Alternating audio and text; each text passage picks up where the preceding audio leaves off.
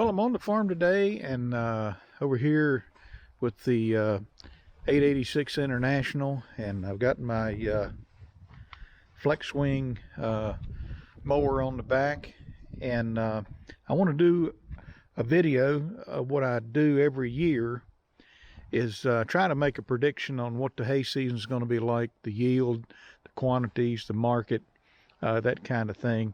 And really, it's kind of a swag, but on the other hand, it's based on some observations I have that I'm seeing in terms of hay demand through the winter, and how much my phone rings, people wanting hay, and then how that translates into what what hay season is going to be like in 2025 as far as making and selling hay. And I thought what I'd do here is I would run the International and do my video from the cab, and then get out in here and continue mowing some of this I don't know, trashy weeds that have grown up, mow that down.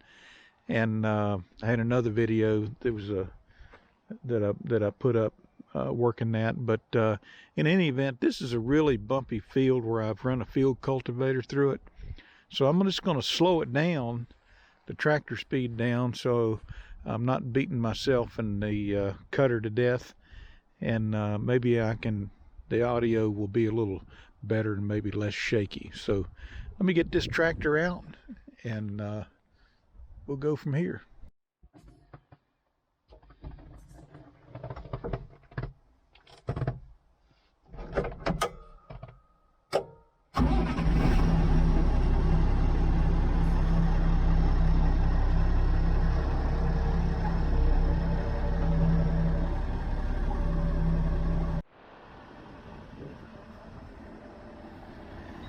These are the pins that lock the wings up. They go right over there. I don't know if you can see that. There's one over here.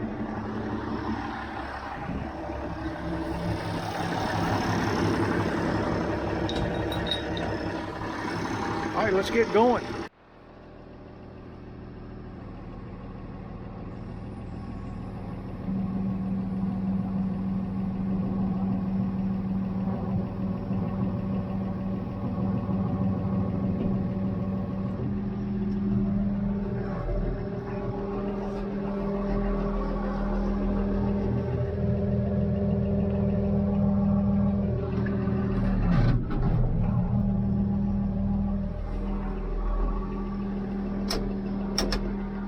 We'll be running in third gear low range. I was in fourth gear on my last video. I need to level the wings up a little bit more. I haven't really had a chance to do that, but just going to kind of go in down here and then make my way back in that direction.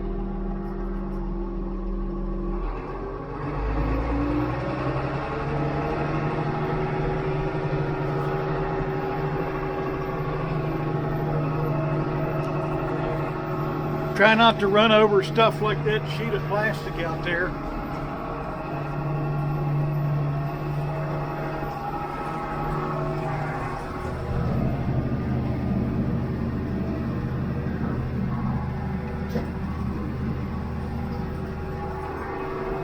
So as we steam on into 2025 and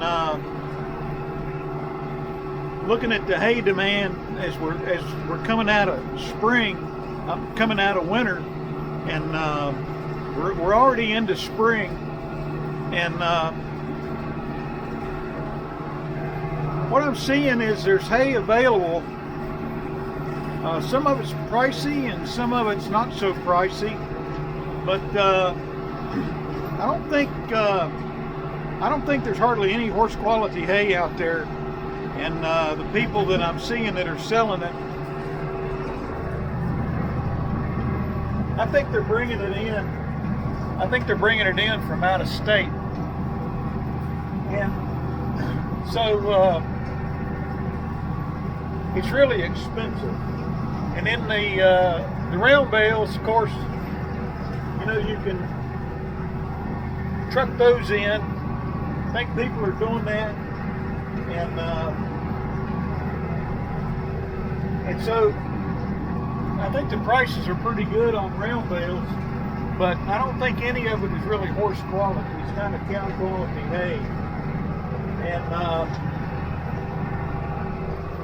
and so what I think I'm seeing is as I ride around, I see these, you know, hay, round bales stacked end to end, and a lot of those are just about depleted, and because of that,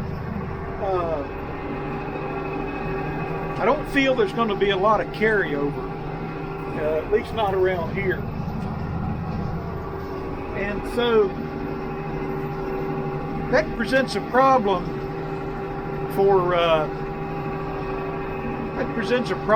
some of the guys with cattle in terms of hay prices, because you know the carryover has a way of suppressing the price of hay in the following year. And it's a blessing and a curse. As a hay producer, if you can have some hay left over, if you can meet your numbers, let's say in 24, and you got hay left over, you can make some pretty good money coming into the first quarter of the year, you know, January, February, March, and make your numbers look a lot better when you get to year end. And we've done that. We've had that happen. But I'm not sure there's going to be so much carryover this year. And I don't like to say, you know, there's a shortage of hay, because it seems like there's always somebody that's got hay for sale. And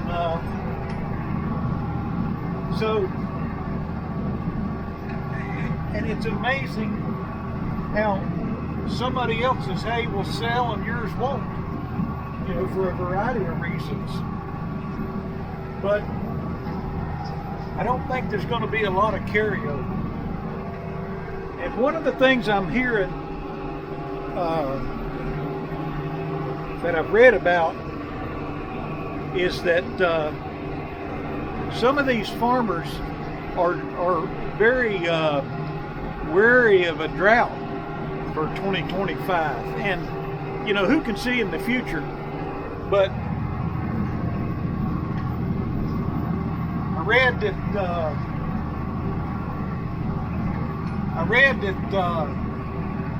some of these farmers are buying up hay in anticipation of a drought, because they don't want to get caught short. And then the supply of hay is somewhat compounded, because you have people that are getting out of the hay business every year. I mean, this kind of started, you know, probably 10 years ago around here with square balers. People, you know, they got a New Holland. They got a New Holland square baler, an old one, and they need a part for it. And they go down to the dealer, and the dealer says, you know, this is going to cost more. This is going to cost more than your. It's going to cost more than your baler's worth. And they just say, the heck with it. There's an empty bag of fertilizer. Being the lazy person that I am, I'll mow around it. But in any event, there's just been fewer and fewer people making square bales in our area. And when I say our area, I'm talking about a radius of about an hour to an hour and a half I mean, it's a stretch for somebody to come on this farm that's more than an hour and a half away. But I mean, I have had people come, you know, over 300 miles to get hay. Back in the glory days when we had some really nice straight Timothy. But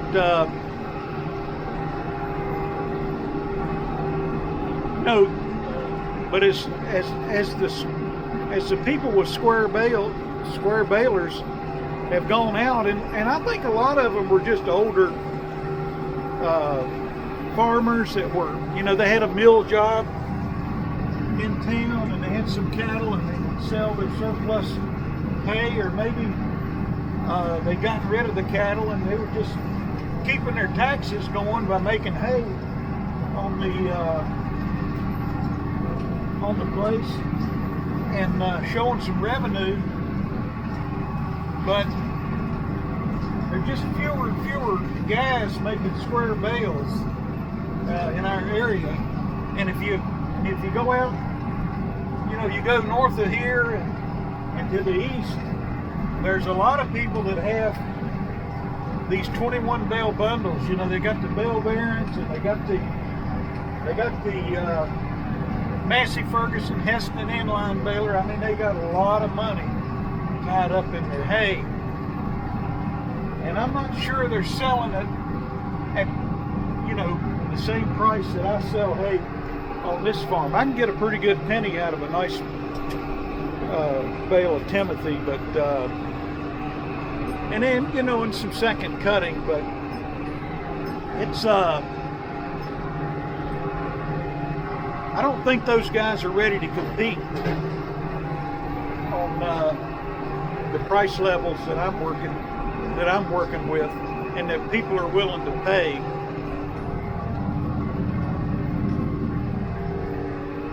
So, you know, people are dropping out of the square bale market and in on the round balers. I mean, I've priced some new round balers, New Holland and John Deere, excuse me, and Vermeer. And since COVID, the price of these things is just off the charts. So, you know, you got a guy that's got an old round baler and he's thinking, well, maybe I'm gonna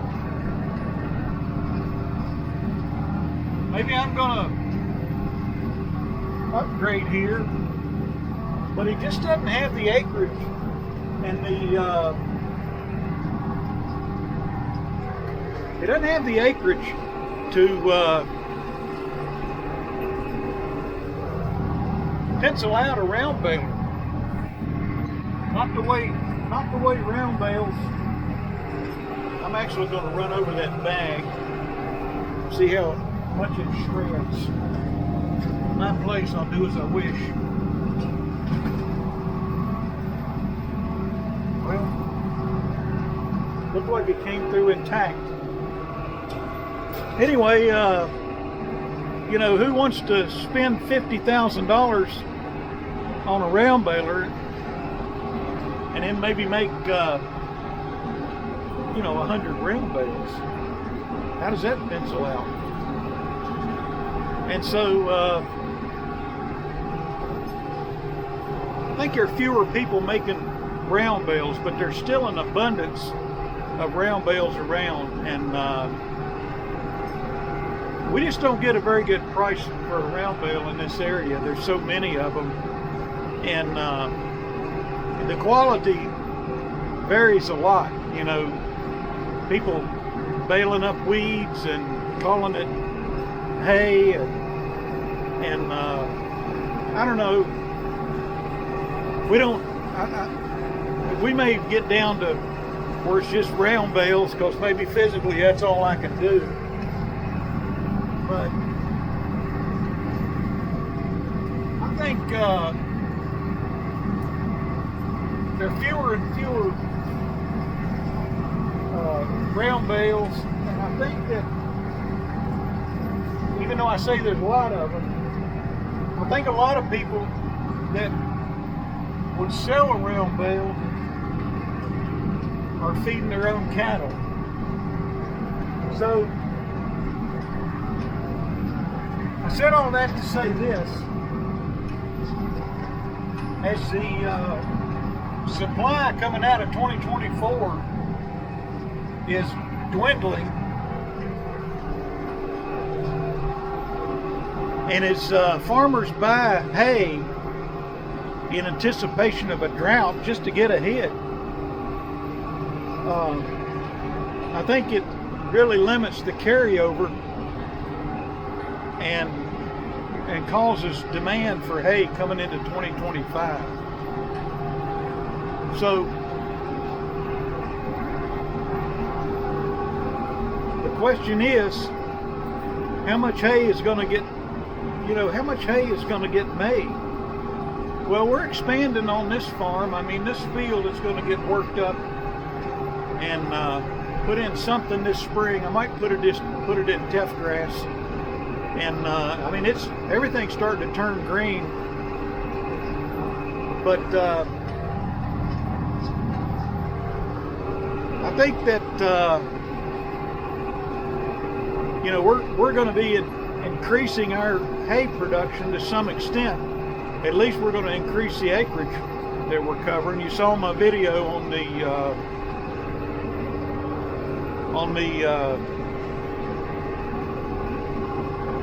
low ground way out there, and the stumps that were removed from it. And that might be a challenge. We might have hay that carries over into 2026, and would really like to really want to sell out.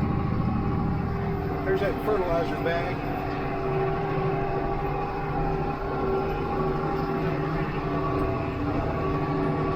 So,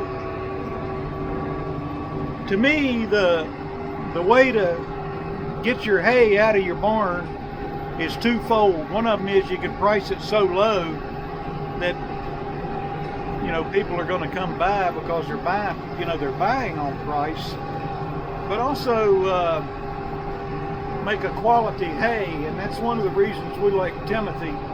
Probably orchard grass would get us the same thing, but there's a lot of orchard grasses made. I'm not sure how much of it is straight orchard grass. The amount of fescue that's infected with the endophyte around here, basically Kentucky 31,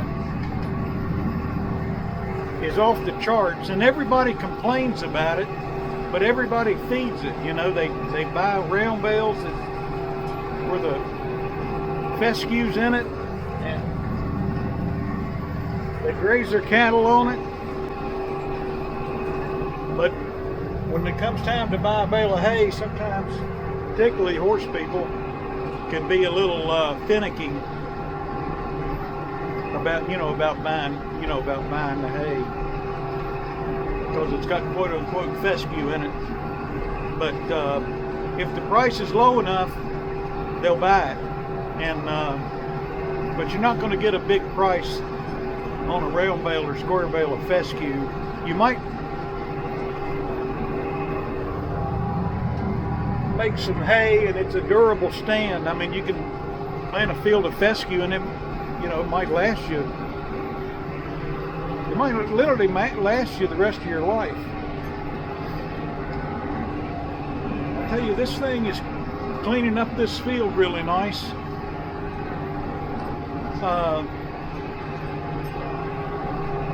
So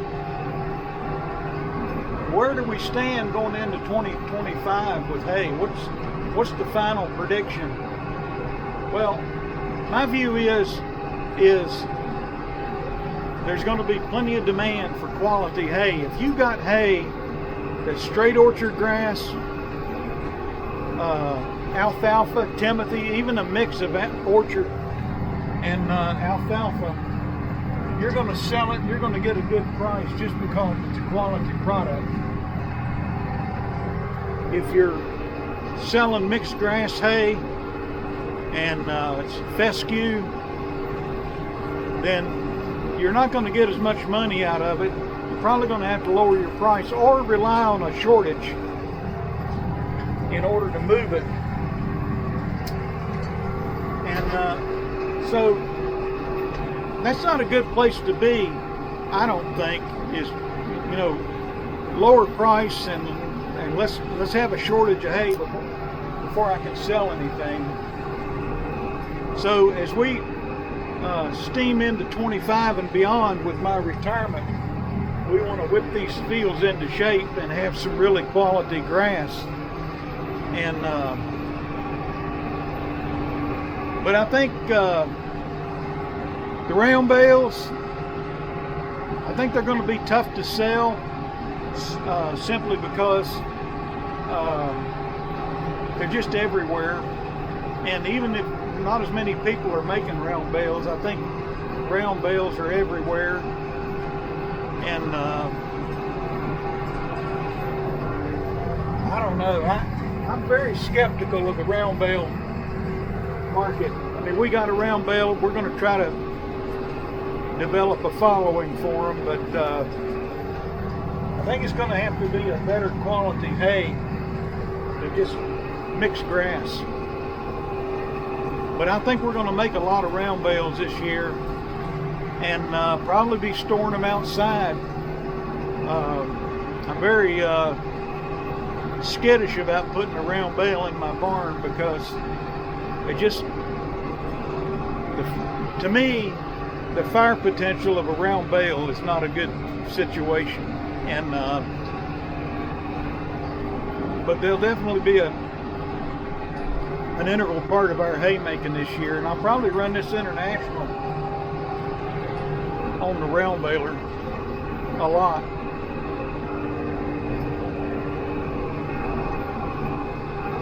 I tell you, I used to cut this field with a 5-foot rotary cutter.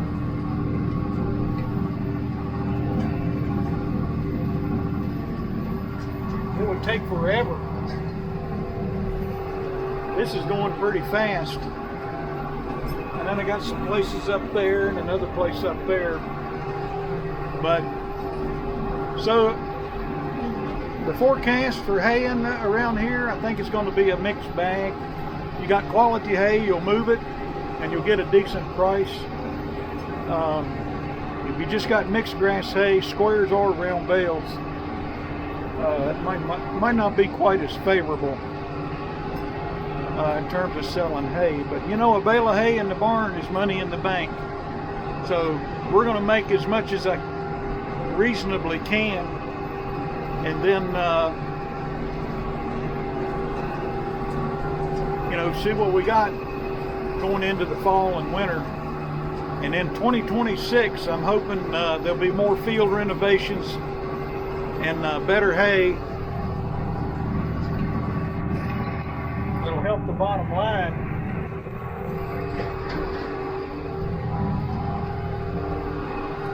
Continuing to try to put some hours on this 886 and just kind of see what we got before we cut a field of hay and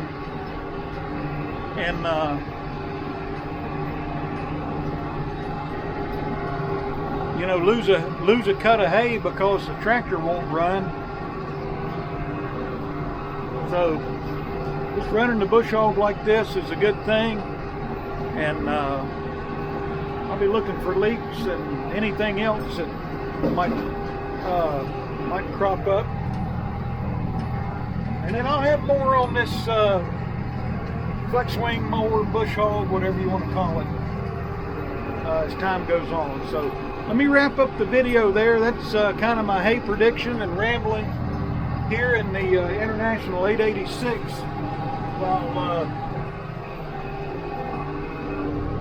while I'm talking. I'm kind of getting something done, so I'll just stop here and hit the like button, comment, subscribe. There'll be more videos to come. We're just starting to get really geared up for hay season and making preparations for it. A lot to do. So stay tuned. There'll be more videos, and we'll talk to you later.